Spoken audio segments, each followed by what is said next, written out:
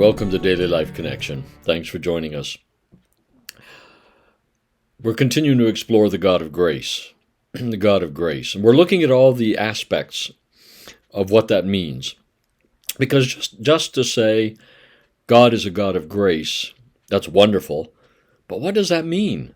And I think it takes a long time to explore the richness and dimension and scope, the height and depth and breadth and width of the grace of God. Today I want to take a look at this idea. The grace of God means we are children, not hired hands. The grace of God means our status has changed from hired hands to children. Again, we're back to that story in Luke because it's such a picture of God's grace. And you remember the younger brother came home and he felt he had disqualified himself from being his father's son. And so he said, make me like one of the hired hands. And so many people have that connection to God, that picture of who God is. He's our boss. He's the head of the ranch, and we're just hired hands. And that's not who we are, because grace has declared we are children. We're children. The father in that story says, my son has been found. My son is alive. My son is home. My son is he didn't say my hired hand. He wouldn't even let the kid go down that path of I'll just be a hired hand.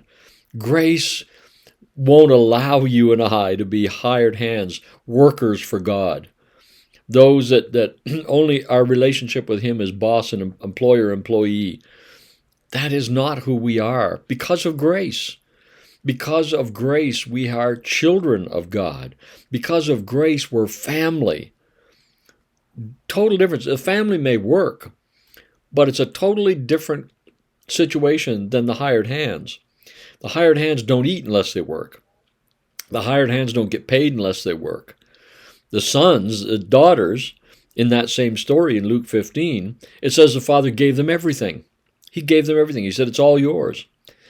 So even if they didn't work, they'd still get fed. Even if they didn't work, they could still have good clothes. So a huge difference between being a hired hand and being a child. Grace, God's grace, says, you have been made my children. You are adopted into my family. Everything that I have is yours. So, so many times we have a need in our lives, whether it's financial or physical or emotional or relational, social, whatever it may be. And we think, I wonder if God would help me.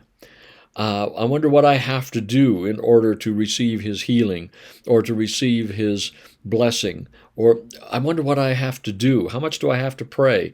Do I have to fast?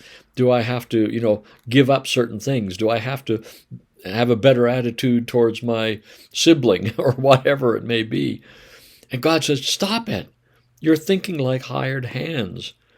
Because of my grace, you are my children. You need something? It's already yours. Just go ahead and get it. Just go ahead and get it.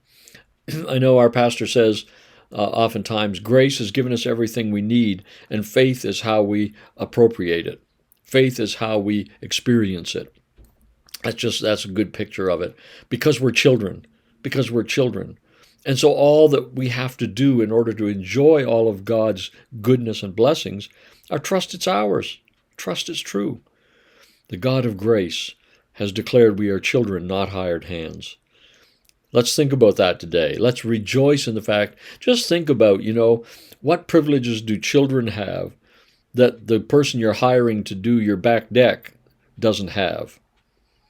What can the son or daughter of the president or prime minister or whatever, what privileges do they have that those who work for him or her don't have? Let's think about that, because I think it'll help us understand better the grace of God that calls us children, that makes us children, not just hired servants.